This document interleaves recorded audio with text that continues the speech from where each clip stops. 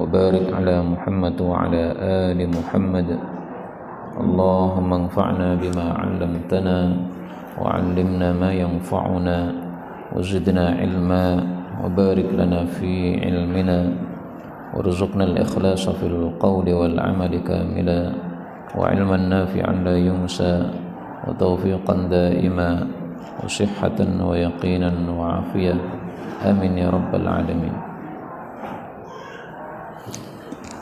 Saya teringat satu nasihat dari guru kami Syekh Maimun Zubair rahimahullah ta'ala.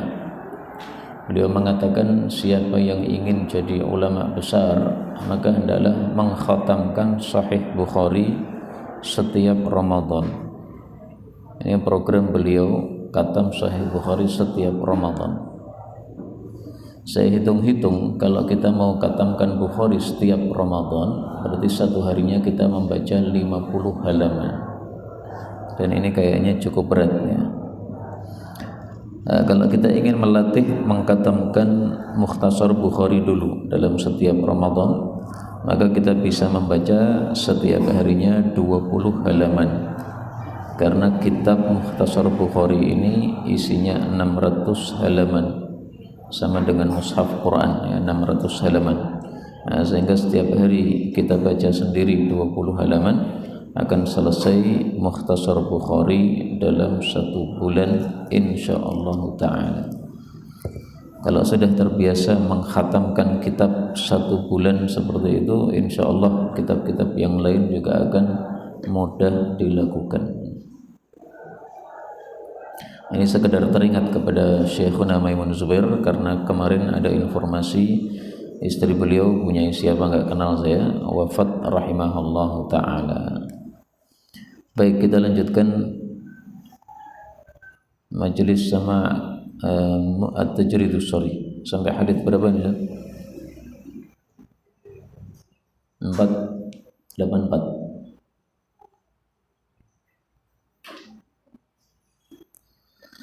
Babul insiraf 'anil yamin wasyimal. Bab bubar dari arah kanan dan kiri. Hadis 484. Wa an Abdullah bin Mas'ud radhiyallahu anhu qala la yaj'alu ahadukum lisyaitani syai'an min salatihi. Janganlah seseorang menjadikan bagi setan sesuatu bagian dari salatnya, yaitu yara anna haqqan alaihi alla yansarifa illa an yaminih. Dia berpendapat bahwa berhak atasnya atau menjadi kewajiban atasnya untuk tidak bubar kecuali ke arah kanan. Laqad ra'aitu Nabi sallallahu alaihi wasallam katsiran yansarifu an yasari. Sungguh-sungguh aku melihat Nabi banyak bubar dari arah kirinya.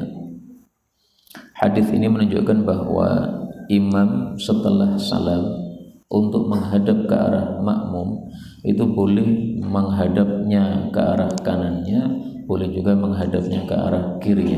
Ini yang dimaksud bubar, yaitu dari menghadap kiblat setelah salam menuju menghadap ke arah jamaah. Nah, itu boleh ke kanan, boleh ke kiri.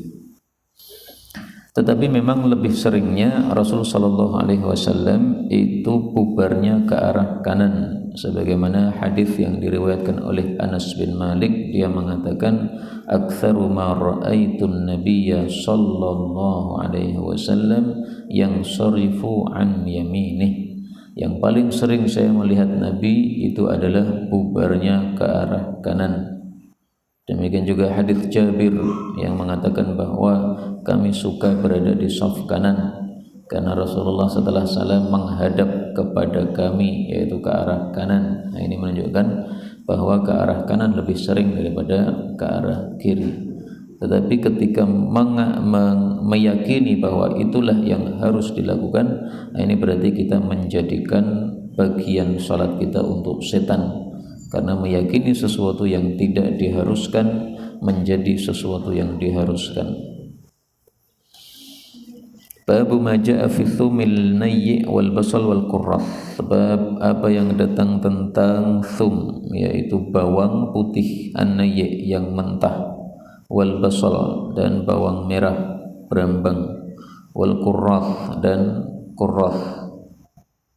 Kurrath itu adalah ya bakal atau sayuran yang baunya tidak enak. Tip 485 wa an Jabir bin Abdullah radhiyallahu anhuma, karena di sini Jabir dan Abdullah sama-sama sahabat Nabi sallallahu alaihi wasallam.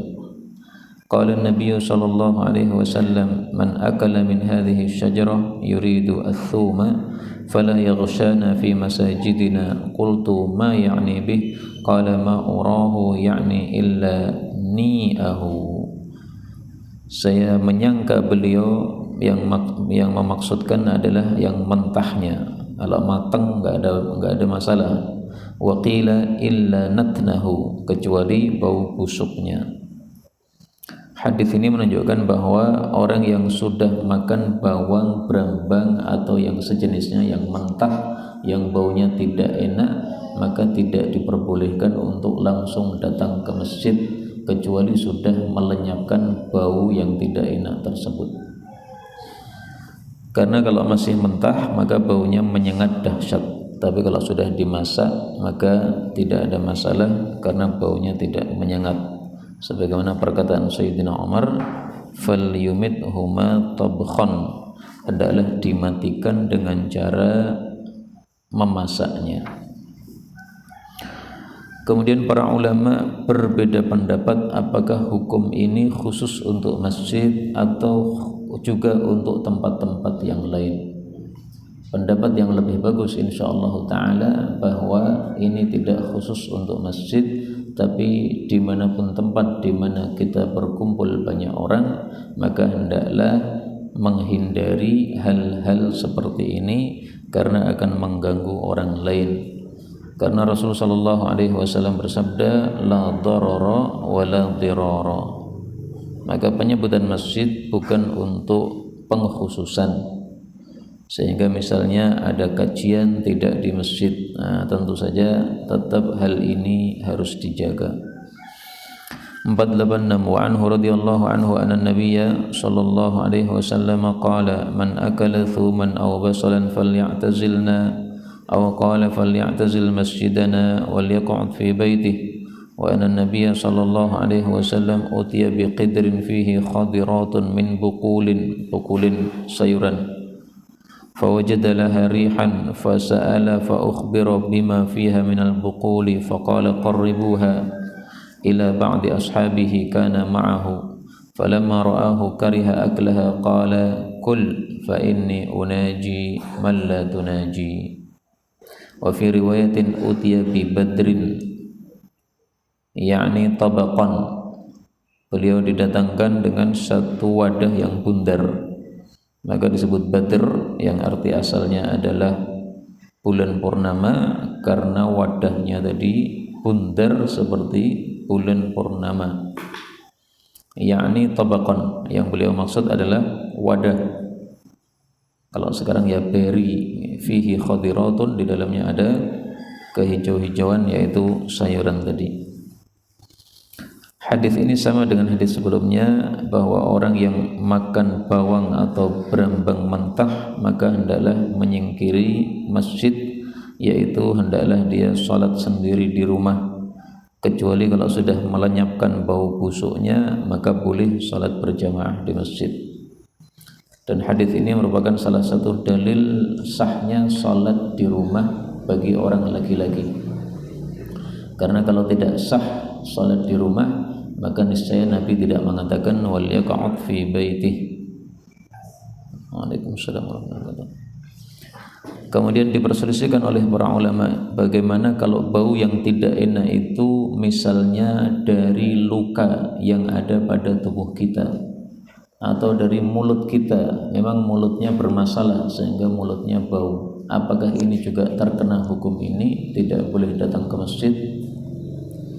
Sebagian ulama mengatakan sama saja, tidak boleh, karena sama-sama membawa bau yang tidak enak. Maka berlaku hukum hadis la darara wa la dirara. Ulama yang membolehkan dia untuk tetap ke masjid membedakan. Dan memang ada perbedaannya. Kalau orang yang sakit karena yang luka kemudian baunya tidak enak tadi, luka tersebut bukan sesuatu yang datang dengan usaha dia, tapi dia dikirimi luka oleh Allah, muncul luka tadi, akhirnya muncul bau. Jadi bukan dari usaha dia. Adapun orang yang makan bawang ini munculnya dari usaha dia. Dia makan akhirnya keluar bau. Nah, maka harus dibedakan antara yang mengusahakan sendiri bau tadi dengan orang yang tidak mengusahakan bau tersebut, tapi baunya itu muncul tanpa kehendak dia. Nah, inilah penyebab perselisihan pendapat di antara para ulama dalam hal ini. Maka wallahu alam bisawab, kalau saya lebih suka orang tersebut tetap ke masjid tetapi dia berada di belakang sehingga tidak mengganggu banyak orang. Wallahu a'lam bissawab. Bab wudu'is sibyan, bab wudunya anak-anak kecil. 488 wa an ibni Abbas radhiyallahu anhuma anna nabiyya sallallahu alaihi wasallam marra ala qabrin manbudhin. Nabi melewati satu kuburan yang membud, yang ditinggalkan. Fa'ammahum, lalu Nabi mengimami mereka, wasaffu alaih, dan mereka saf berbaris terhadapnya. Hadis ini menunjukkan dua hal, bahwasanya anak kecil boleh ikut salat jenazah, sebagaimana dalam kasus ini Ibnu Abbas ikut melakukan salat jenazah. Yang kedua, menunjukkan bolehnya salat jenazah pada kuburan, karena orang yang salat jenazah tersebut belum sempat menyolatkan jenazahnya sebelum dikuburkan. Adapun kaitannya dengan bab wuduknya anak-anak kecil, maka Ibnu Abbas pada waktu salat jenazah ini masih kecil. Dia usianya 13 tahun ketika ditinggal mati oleh Nabi sallallahu alaihi wasallam. Maka bisa jadi Ibnu Abbas waktu itu wudu dulu sebelum salat jenazah, bisa jadi juga tidak wudu dulu. Maka babnya memang tidak jelas, bab wudunya anak kecil, ya boleh wudu boleh tidak, memang dia belum wajib melakukan salat dan belum wajib melakukan wudu pula. 489 wa an Abi Sa'id al-Khudri radhiyallahu anhu anna an-nabiy sallallahu alaihi wasallam qala al-ghuslu yaumal jumu'ati wajibun ala kulli muhtalim.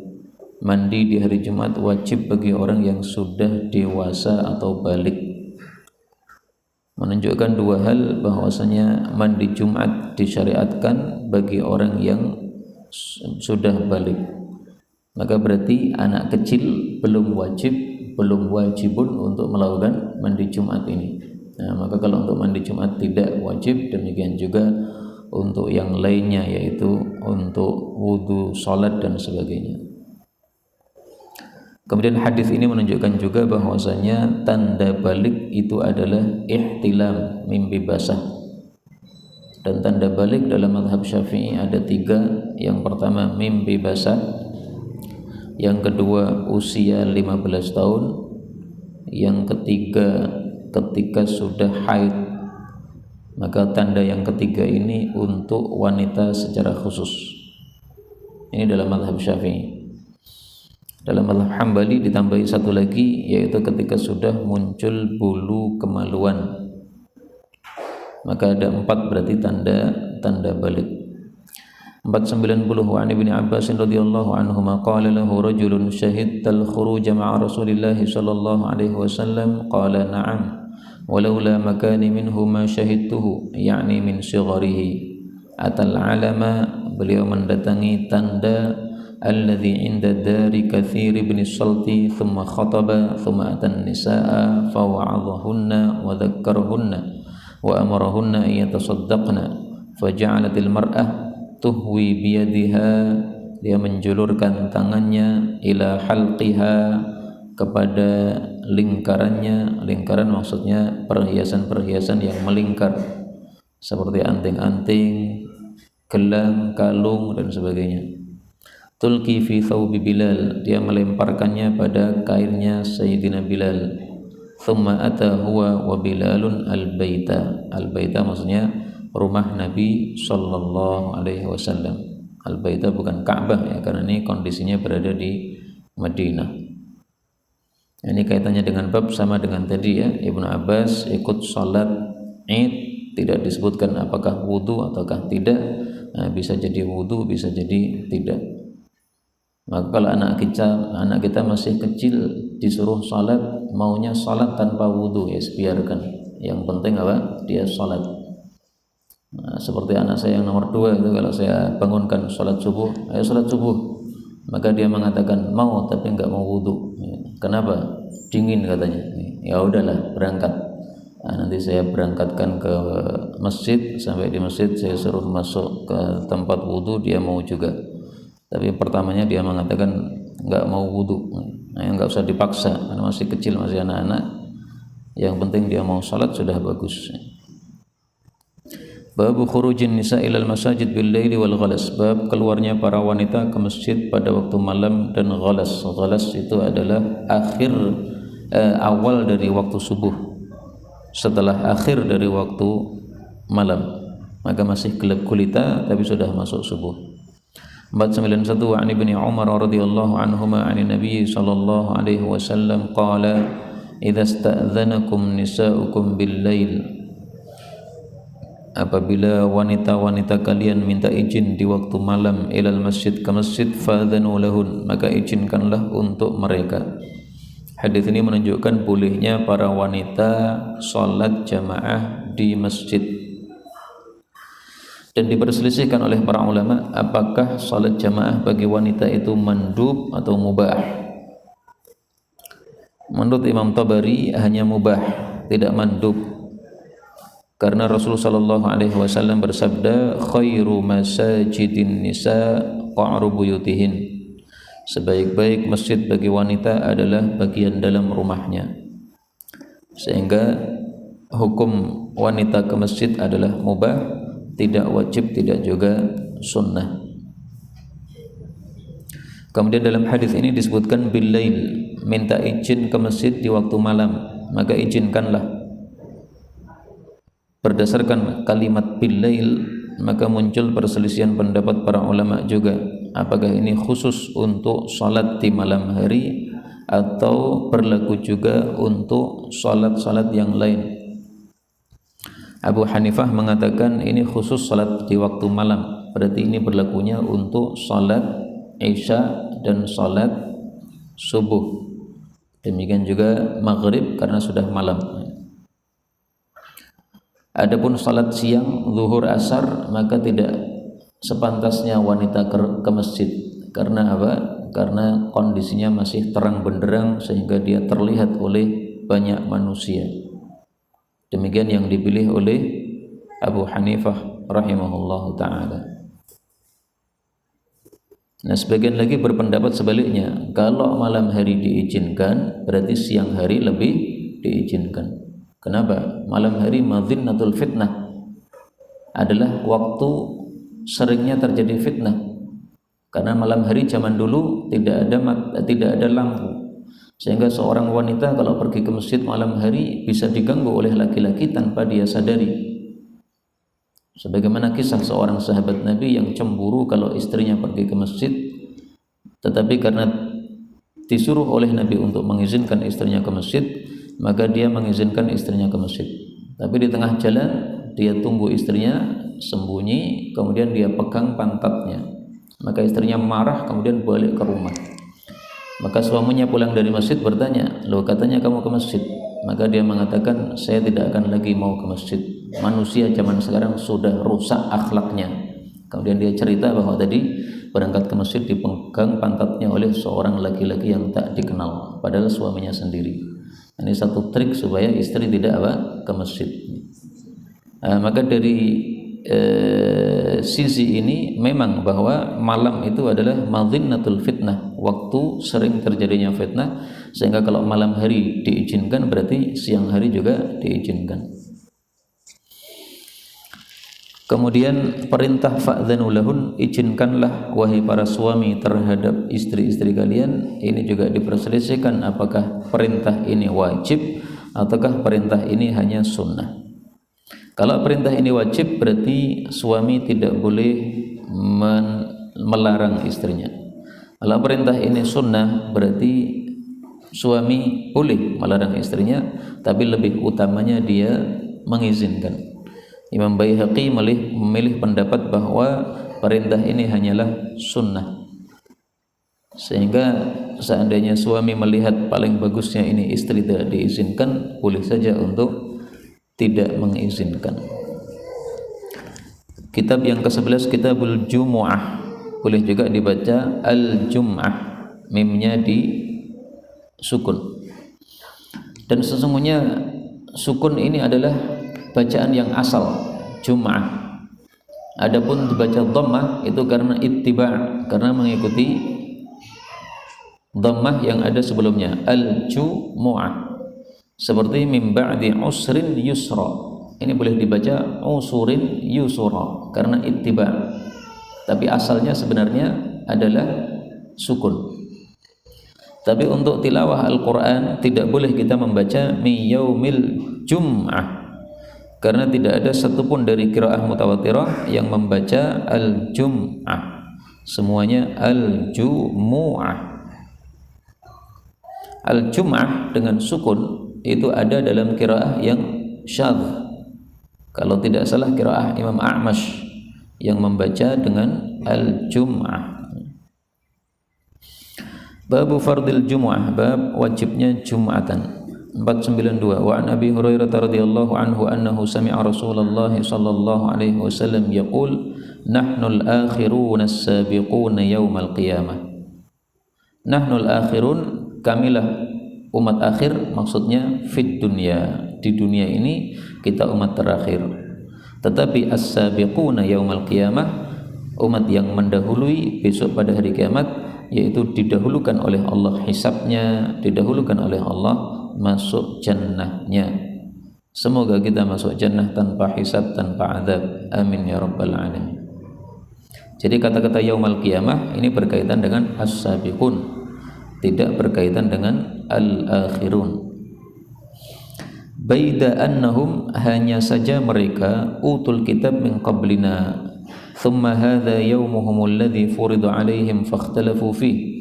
Kemudian Jumat ini adalah hari mereka yang diwajibkan kepada mereka, lalu mereka berselisih padanya.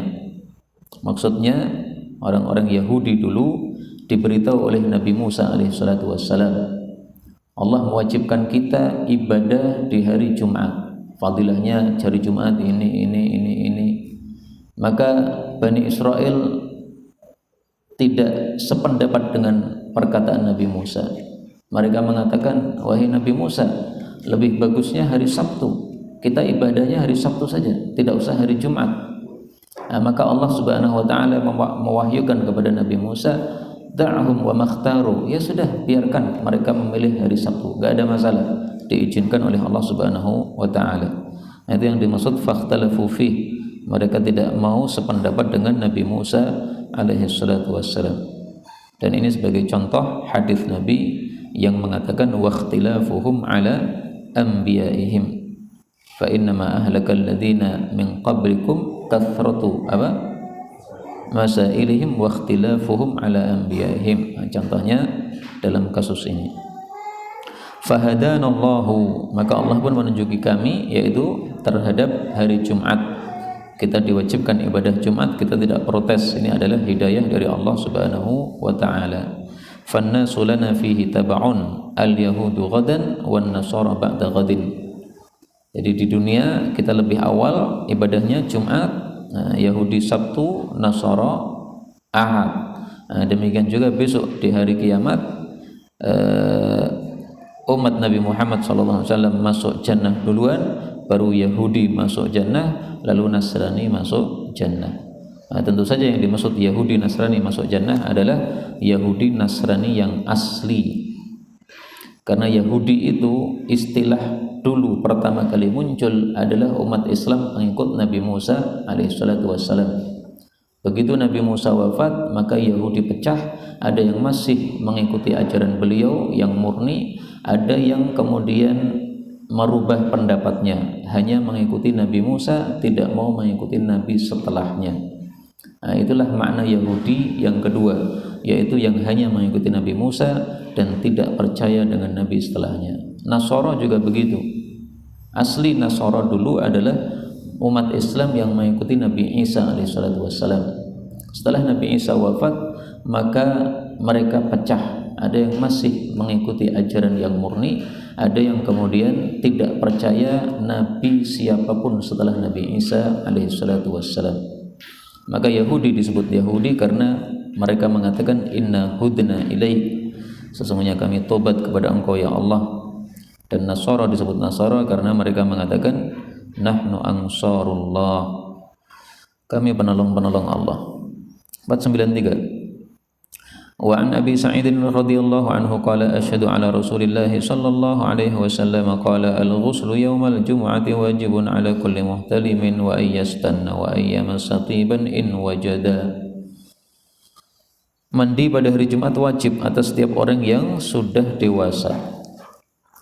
Menurut mayoritas para ulama, wajib di sini bukan wajib yang artinya kalau ditinggalkan berdosa, tetapi maksudnya adalah ditekankan untuk diamalkan.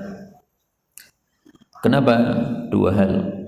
Pertama, karena sepakat para ulama bahwasanya yastanna, menggosok gigi pada hari Jumat tidak wajib, sehingga tidak mungkin kata-kata wajib di sini diartikan wajib yang kita kenal, karena adanya ijma' bahwa gosok gigi tidak wajib di hari Jumat. Yang kedua, karena Rasulullah sallallahu alaihi wasallam bersabda sebagaimana diriwayatkan dalam kitab Sunan, man tawaddaa fabiha wa ni'mat, barang siapa yang wudu saja pada hari Jumat maka itu sudah bagus. Nah, sehingga karena dua hal ini, wajibun tidak diartikan wajib yang kita kenal. Karena istilah wajib itu tunduk kepada makna yang dikehendaki oleh pengucapnya. Wajib dengan makna kalau ditinggalkan berdosa itu adalah wajib dalam istilah ulama fikih. Nah, sementara di sini adalah wajib dalam istilah syariat. Nah, istilah syariat jangan dikaitkan dengan istilah fikih. Artinya jangan memahami istilah syariat dengan istilah fikih. Seperti istilah syariat tidak boleh dipahami dengan istilah bahasa modern. Mithqala dzarrah, dzarrah bahasa modern adalah atom. Nah, dzarrah, mithqala dzarrah dalam Quran tidak boleh diartikan atom, karena ketika muncul kata-kata dzarrah di masa dulu sudah memiliki makna, yaitu semut kecil yang warnanya merah itu. Dan itulah benda yang paling kecil menurut orang Arab, sehingga mereka menyebutnya untuk istilah sesuatu yang terkecil, mithqala dzarrah. Demikian juga wajaat sayyarah. Nah, sayyarah itu tidak boleh diartikan mobil, karena tidak ada mobil di masa Nabi Yusuf alaihissalatu wassalam, dan itu adalah pengertian yang salah karena mengartikan istilah syar'i dalam Quran dengan istilah yang populer pada masa kita sekarang. Bab fadlil Jum'ah, bab fadilah hari Jumat. 494. Wa Nabi Hurairah radhiyallahu anhu anna Rasulullah sallallahu alaihi wasallam qala man ightasala yawmal jum'ati ghuslal janabah, ay ka ghuslil janabah, thumma raha, kemudian berangkat ke masjid, fa ka'annama qarraba badanah, maka seolah-olah berkorban seekor unta yang gemuk. Kata-kata raha ini menimbulkan perselisihan pendapat di antara para ulama. Menurut Imam Malik tidak ada berangkat ke masjid pagi-pagi, karena rawah itu digunakan untuk makna ketika sudah menjelang siang. Tetapi mayoritas para ulama memahami bahwa berangkat ke masjid untuk Jumatan itu paling bagusnya adalah di waktu pagi hari. Karena Rasulullah sallallahu alaihi wasallam mengatakan di sini, "Wa man raha fi sa'ati tsaniyah." Maka sa'atil ula, sa'atil tsaniyah ini menunjukkan bahwa berangkatnya ke masjid Jumatan pagi-pagi. Fa ka'annama qarraba baqarah, wa man raha fi sa'ati tsalitsah fa ka'annama qarraba kabshan aqran. Wa man raha fi sa'atil rabi'ah fa ka'annama qarraba dajjajah. Wa man raha fi sa'atil khamisah fa ka'annama qarraba baydah. Dalam riwayat yang lain, setelah dajjajah, setelah ayam, sebelum baydah, sebelum telur itu ada usfuron, burung. Itu diriwayatkan oleh Imam Ahmad dan hadisnya sahih. Sehingga ada 6 waktu ya. Waktu pertama seperti korban onta, kedua seperti sapi, ketiga seperti kambing gibas yang bertanduk sempurna, keempat seperti korban ayam, kelima seperti korban burung, keenam seperti korban telur. Nah, kalau kita mengambil 6 ini waktunya pas 1 jam mulai dari terbit matahari sampai dengan jam 12 siang. Dia mulai jam 6 sampai jam 7. Nah, ini kalau datang ke masjid Jumatan seperti korban onta. Dari jam 7 sampai jam 8 ini sapi, 8 sampai 9 ayam, 9 sampai 10 burung, 10 sampai 11 apa ini? Kurang 1 ya. 11 sampai 12 itu telur. Maka dengan tafsiran ini tampaknya tidak ada di antara kita yang mendapatkan korban onta, sapi, kambing gibas. Paling-paling kita mendapatkan apa? Telur atau burung. Tapi ada tafsiran yang lain, bahwasanya korban onta ini maksudnya yang pertama kali datang. Pertama kali datang korban onta, yang kedua datang korban sapi. Dan ini lebih memudahkan kita untuk mendapatkannya. Tafsiran itu sesuai dengan lafal hadis yang lain, bukan lafal hadis yang ini. Kalau ini menguatkan pendapat yang pertama. Lafal yang lain mengatakan kaman qarraba badana thumma kalladzi qarraba baqara thumma kalladzi. Jadi disebutkan orangnya bukan waktunya.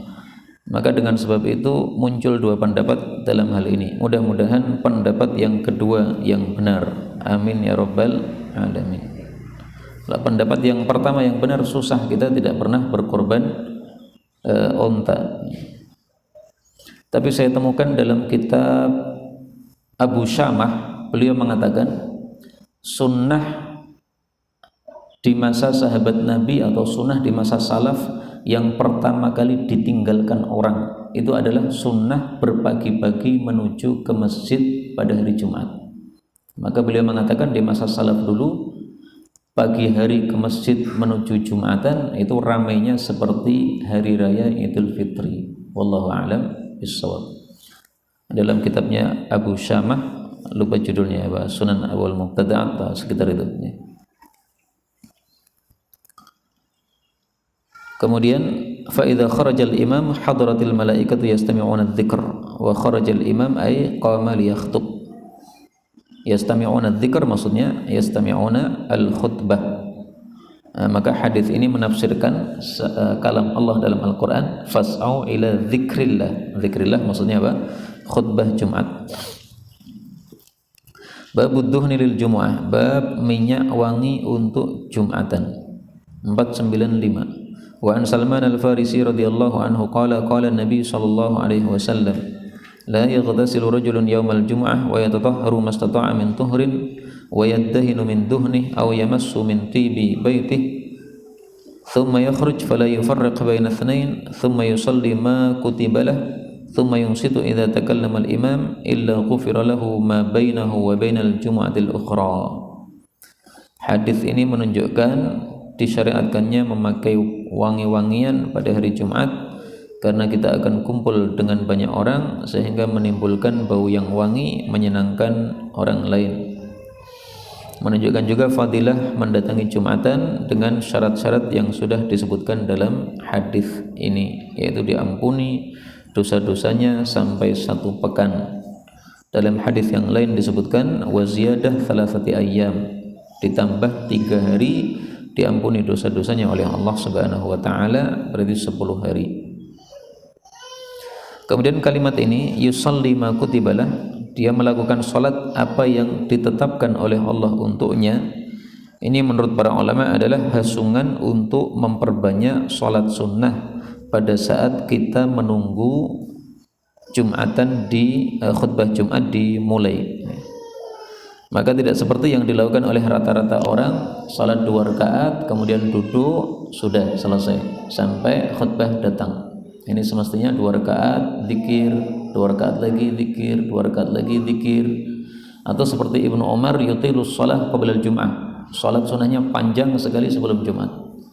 Jadi 2 rakaat saja mungkin, tapi 1 jam. Ya kira-kira selesai salat itu sudah datang khatibnya. Ini satu sunnah Nabi yang sudah ditinggalkan banyak orang. Yusalli ma kutibalah.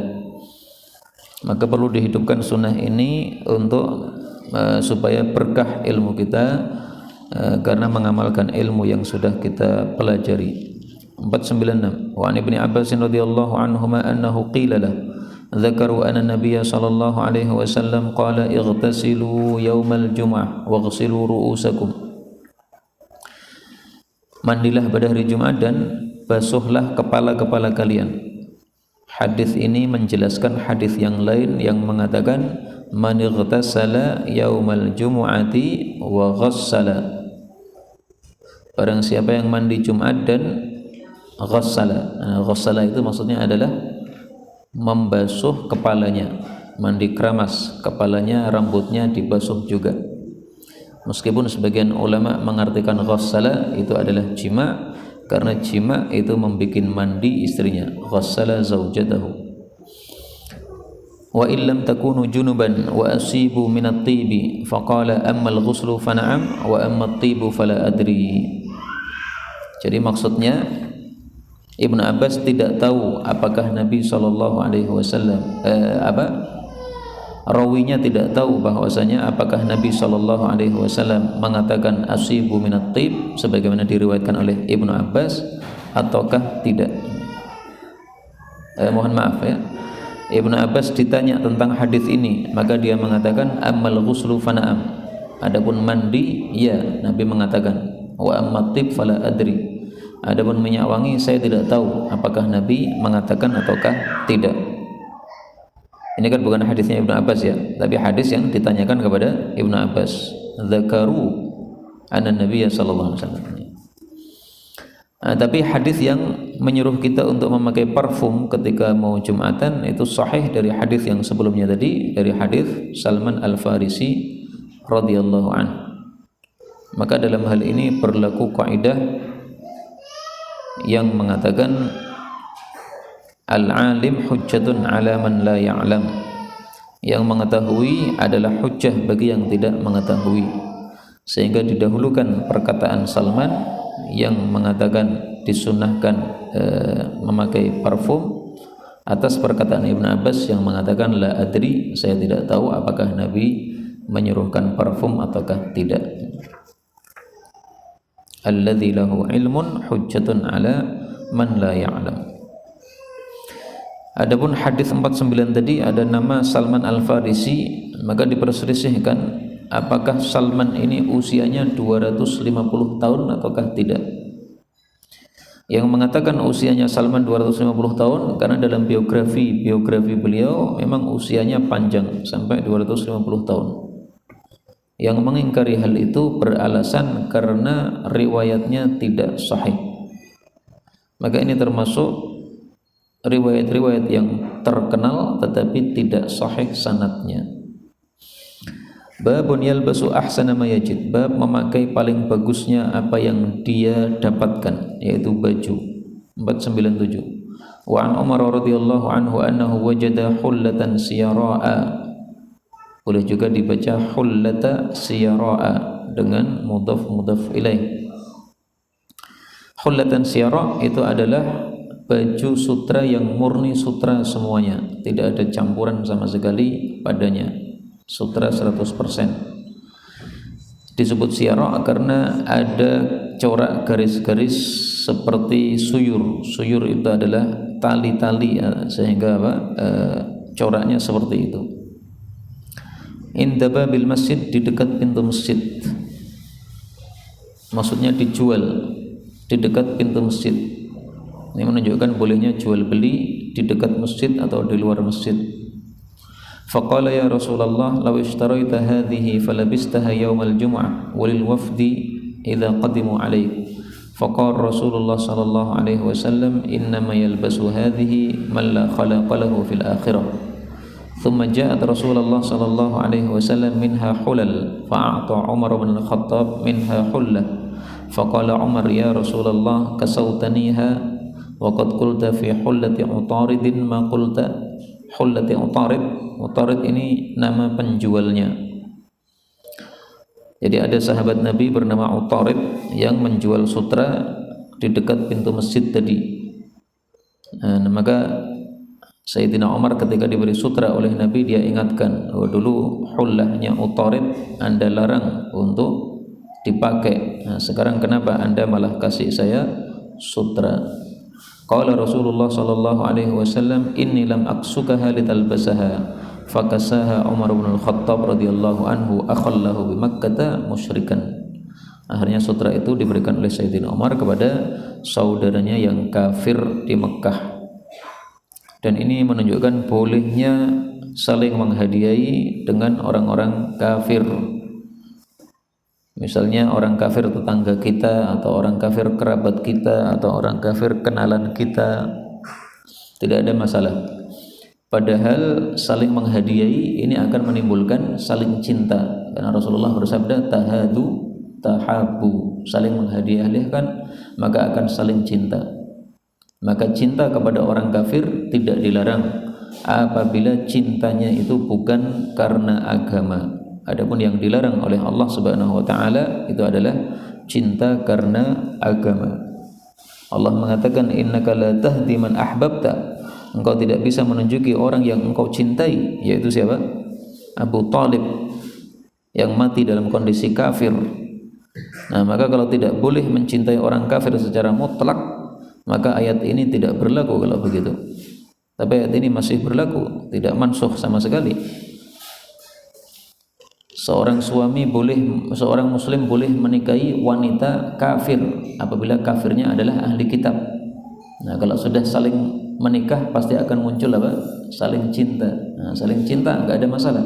Tapi bukan cinta karena agama, cinta karena kecantikannya atau karena dia sebagai istrinya yang bagus akhlaknya. Nah, enggak ada masalah dalam hal-hal seperti itu.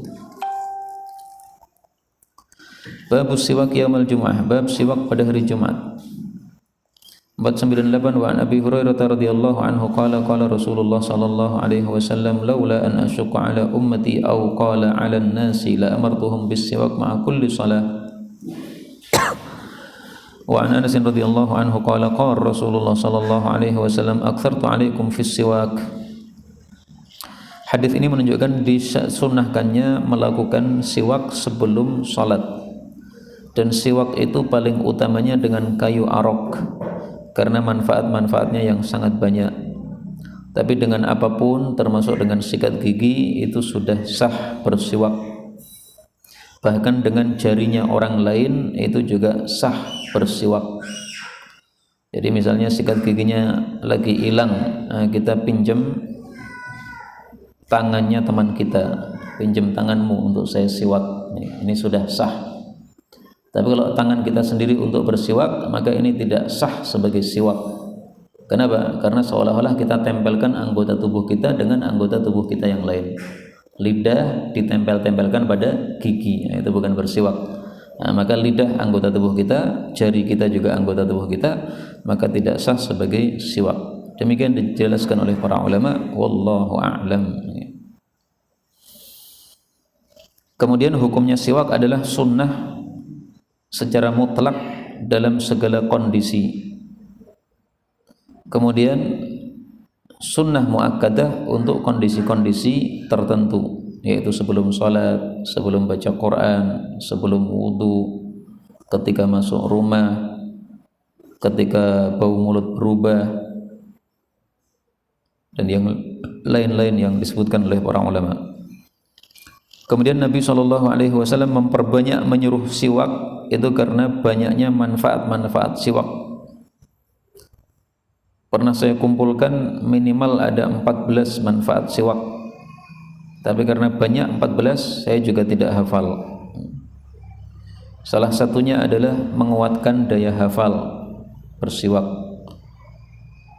Demikian juga manfaat dari bersiwak menyehatkan gusi. Tapi tentu saja itu maksudnya bersiwak dengan kayu arok, bukan dengan sikat gigi. Bab ma yuqra'u fi salatil fajr yaumal jum'ah. Bab apa yang dibaca pada salat subuh di hari Jumat. 500 wa Nabi Hurairah radhiyallahu anhu qala kana Nabi sallallahu alaihi wasallam yaqra'u fil jum'ah fi salatil fajr alif lam mim tanzil as-sajdah surat yang ke-32 wa hal ata 'alal insan surat al-insan atau surat ad-dahr. Hadis ini sahih tanpa tambahan yudimu dzalika. Adapun riwayat Tabarani yang mengatakan yudimu dzalika, beliau melakukannya secara kontinu, maka itu tambahan yang dhaif. Jadi maksudnya Nabi sering, ya, kana yaqra'u adalah Nabi biasanya. Maka ada fi'il mudhari setelah kana, fi'il madhi, ini menunjukkan kebiasaan, tapi bukan selalu. Jadi ya kadang-kadang tidak membaca dua surat ini, tetapi lebih seringnya membaca dua surat ini. Sebagian orang salah paham, dikira disunnahkan membaca surat yang ada ayat sajdahnya pada salat subuh hari Jumat. Nah, maka para ulama mengatakan justru termasuk bid'ah kalau disengaja membaca surat yang ada sajdahnya untuk subuh hari Jumat ini. Karena yang dituju oleh Nabi dengan membaca surat as-sajdah bukan ayat sajdahnya, tapi karena kandungan surat ini bicara tentang kondisi-kondisi kiamat, dan hari Jumat itulah akan terjadi kiamat nanti, sehingga dibaca oleh Nabi sesuatu yang sesuai dengan kondisi yang kita alami, yaitu hari Jumat tersebut. Kemudian salat fajar memiliki tiga istilah: salat fajar, salat subuh, dan salat ghadat. Istilah yang paling afdal adalah salatul fajr, karena itulah istilah yang disebutkan oleh Allah dalam Al-Quran. Kita tidak temukan istilah salatul ghadat atau salatul subuh. Allah mengatakan wa Qur'an al-fajr pada surat Al-Isra. Babul Jum'ah fil qura wal mudun, bab Jumatan baik di desa-desa maupun di kota-kota. Perbedaan antara desa dengan kota: kalau desa itu belum ada pasarnya, kalau kota sudah ada pasarnya. Kalau desa belum ada hakimnya, qadhinya, sementara kota sudah ada hakimnya, ada qadhinya. Nah, itu perbedaan antara desa dengan kota dalam istilah fikih. Maka banyak desa-desa sekarang ini yang sebenarnya disebut apa? Kota, karena sudah ada pasarnya dan sudah ada hakimnya di situ. Wa an Ibnu Umar radhiyallahu anhuma qala sami'tu Rasulullah sallallahu alaihi wasallam yaqulu kullukum ra'in wa kullukum mas'ulun an ra'iyatihi al-imamu ra'in wa mas'ulun an ra'iyatihi wal rajulu ra'in fi ahlihi wa huwa mas'ulun an ra'iyatihi wal mar'atu ra'iyatun fi baiti zawjiha wa mas'ulatun an ra'iyatiha wal khadim ay al-'abd, ya budak maksudnya, ini pembantu maksudnya budak, ra'in fi mali sayyidihi wa mas'ulun an ra'iyatihi. Qala wa hasibtu an qad qala war rajulu ra'in fi mali abihi wa mas'ulun an ra'iyatihi wa kullukum ra'in wa mas'ulun an ra'iyatihi. Kaitan hadis ini dengan bab Jumat adalah sabda Nabi, al-imamu ra'in, pemimpin adalah ra'in.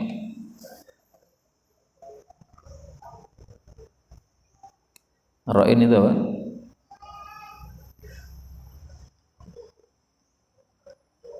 Terjemah yang ini apa?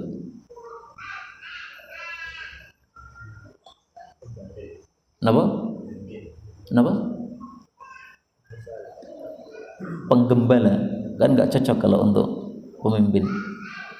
Saya ingin terjemah yang cocok, yang bagus apa? Pengurus, ya.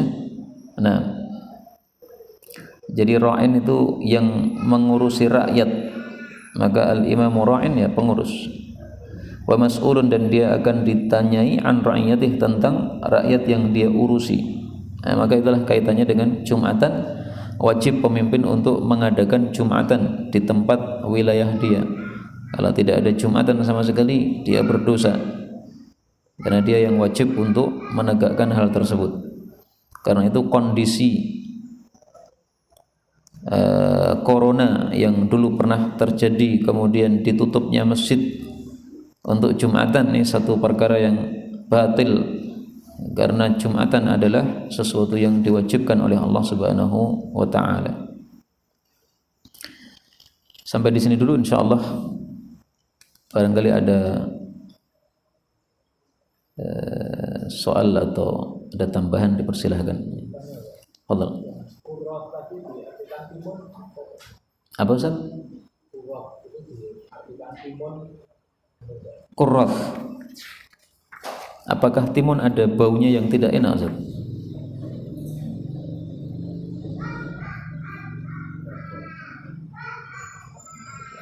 Saya tidak cocok kalau qurrat diartikan timun karena sama sekali tidak mengandung bau yang tidak enak.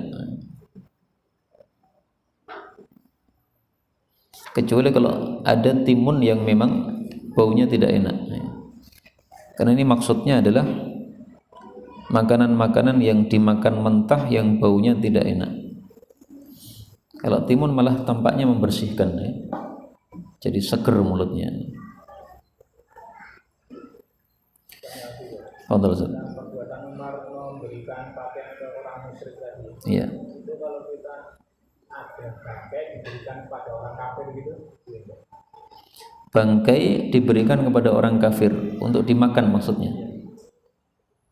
Boleh enggak, Ustaz?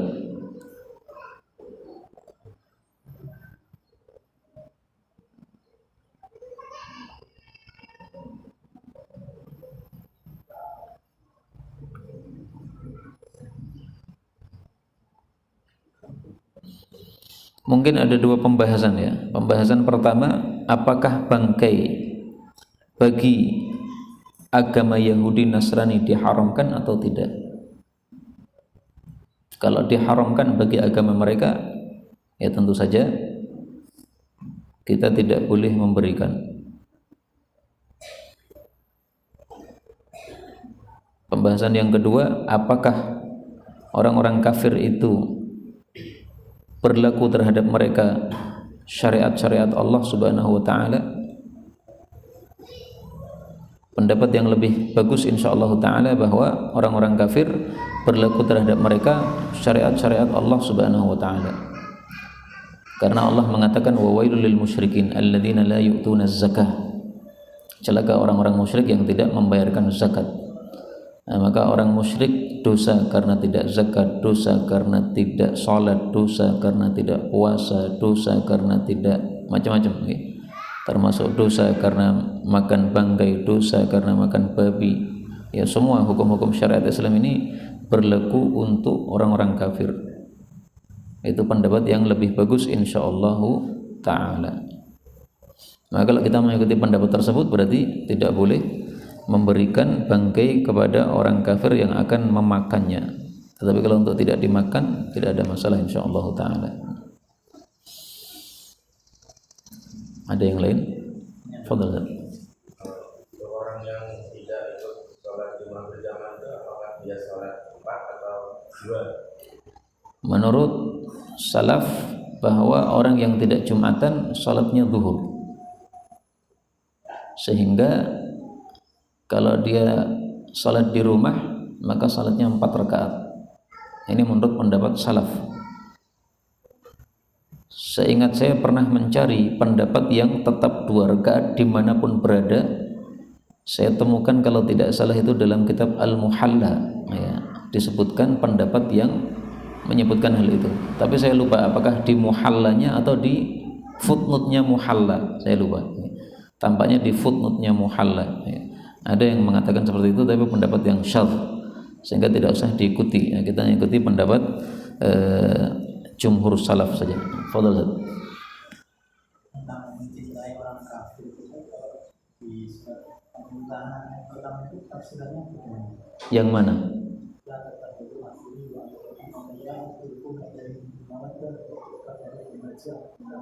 Iya. La tattakhidhu aduwwi wa aduwwakum awliya. Tidak boleh menjadikan orang kafir sebagai wali. Wali itu apa maknanya? Ada 2. Makna yang pertama adalah pemimpin. Dan istilah wali dengan makna pemimpin ini juga sudah masuk dalam bahasa Indonesia. Orang Indonesia mengatakan wali kota, itu adalah apa? Pemimpinnya kota tersebut. Makna yang kedua, walayah atau wala itu maksudnya adalah mahabbah, berarti kekasih. Maka menjadikan orang kafir sebagai kekasih tidak boleh. Nah, tidak boleh mencintai orang kafir. Maksudnya gimana? Apakah secara mutlak? Dalil-dalil menunjukkan bahwa tidak mutlak dilarang mencintai orang kafir. Tapi dilarang mencintainya adalah apabila karena agama. Tapi kalau mencintainya karena dia sebagai istri, dia kafir tapi istrinya, apakah tidak boleh suami mencintai istrinya? Ini muncul sendiri. Tidak bisa ditahan atau tidak bisa dihilangkan cinta tersebut kepada istri.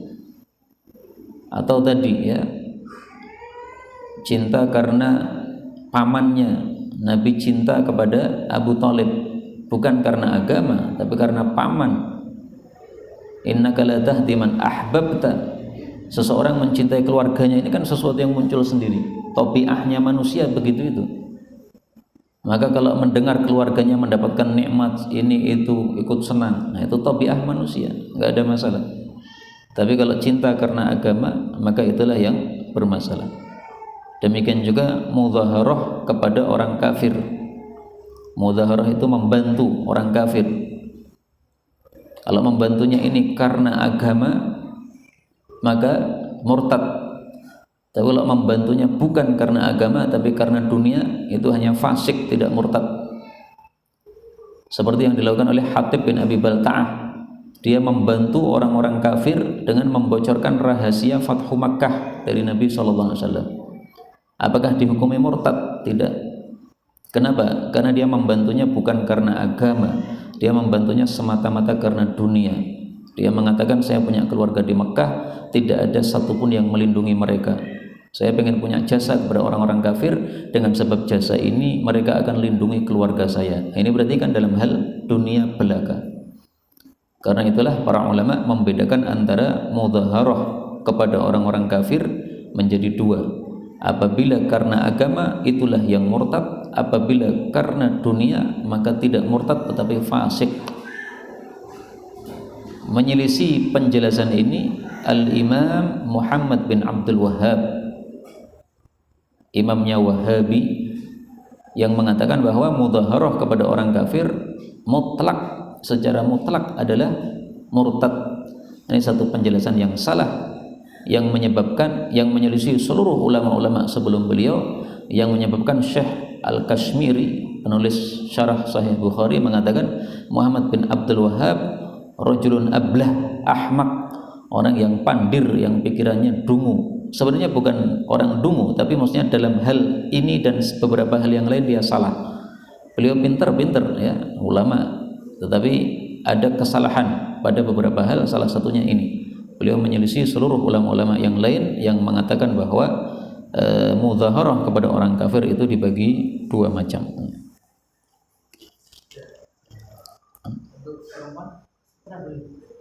Sutra bagi perempuan dibagi dua. Kalau masih hidup maka mubah, kalau sudah mati maka makruh. Karena sudah mati tidak lagi perlu berdandan kepada suaminya. Nah, Ustaz. Hadis yang yalbas Man la khalaqa. mayajid yang lapat berjalan apa? Gimana? Lapat yang berkaitan dengan yalbas mayajid.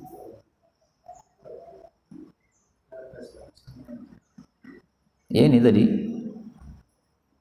Sayyidina Umar mengusulkan untuk memakai hullah syara. Nah, maka hullah syara termasuk apa? Ahsan, yang bagus, maka diusulkan oleh Sayyidina Umar. Tapi karena sutra itu haram, maka tidak dikabulkan oleh Rasulullah sallallahu alaihi wasallam. Dan ini perbedaan antara salat Id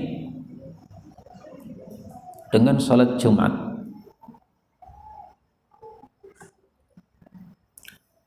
Kalau salat Jumat maka memakai yang ahsan, paling bagus. Kalau salat Id maka memakai yang apa? Baru. Fadhil saat terakhir gitu. Ini sudah siang.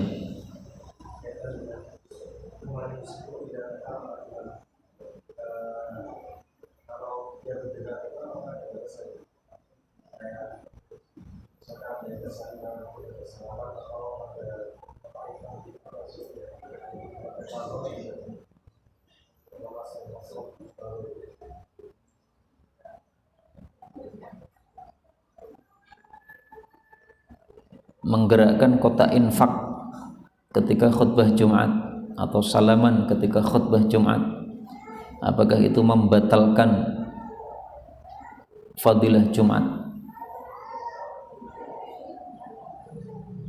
Yang melarang kotak infak itu karena Nabi mengatakan wa mal massal hasa faqad lagha, menyentuh kerikil maka sudah sia-sia. Karena menyentuh kerikil itu berarti main-main kerikil, menyebabkan tidak khusyuk mendengarkan khutbah Jumat. Demikian juga gara-gara kotak infak jadi tidak fokus mendengarkan khutbah Jumat. Yang membolehkan kotak infak itu mengatakan bahwa masal hasa itu adalah perbuatan sia-sia. Dulu banyak kerikilnya kemudian digunakan untuk main-mainan. Ini tanda bahwa dia tidak memperhatikan khutbah Jumat. Kalau memperhatikan khutbah Jumat tidak akan main-main seperti itu. Adapun kotak infak ini bukan sesuatu sia-sia, tapi perbuatan amal soleh, sedekah. Sehingga bahkan orang yang ngantuk dengan sebab kotak infak jadi apa? Bangun, jadi mendengarkan. Nah, dari sisi inilah muncul perselisihan pendapat di antara para masyayikh menghadapi kotak infak ini. Karena itu untuk masjid kita ya lebih bagusnya tidak usah pakai kotak infak. Tapi menurut saya tidak usah jumut, artinya ketika ada kotak infak tok-toknya turu, nggak usah gitulah ya. Ya ada kotak ya udah lewatkan aja. Tapi kita masih tetap fokus apa? Mendengar khutbah. Dan tidak usah khawatir bahwa itu akan membatalkan apa? Fadilah Jumat kita. Karena kita tidak melakukan perbuatan yang sia-sia sama sekali. Tapi Syekh Walid ketika ditanya masalah ini beliau mengatakan ajib, lish taf'alun hadza. Jadi menurut beliau enggak perlu apa kotak diputar-putar begitu. Nah ini termasuk salah satu kelemahan kita masjid-masjid di Indonesia tidak punya pemasukan yang cukup sehingga perlu muter-muter kotak infak gitu. Masjid-masjid di Yaman itu pemasukannya sudah sangat cukup sehingga rata-rata masjid di Yaman itu megah-megah. Kenapa? Karena masjid di Yaman selalu ada bisnis padanya. Baik ada toko di bawahnya, jadi dibuat 2 lantai, bawahnya toko pertokoan, atasnya masjid, atau dibuat kos-kosan di atas masjid. Jadi lantainya 2, rata-rata tulab-tulab Indonesia yang miskin-miskin itu mereka ngontraknya di kos-kosan masjid karena murah. 1 bulannya bayar 150.000, itu kan murah itu. Nah, maka dari pemasukan itu kemudian masjidnya tercukupi. Maka tidak ada kotak infak di sana karena sudah cukup dengan penghasilan masjid. Ini mungkin perlu juga kita pikirkan bagaimana masjid tidak usah muter-muter kotak seperti itu. Wallahu a'lam bishawab. Subhanakallahumma rabbana bihamdik asyhadu an la ilaha illa anta astaghfiruka wa atubu ilaik.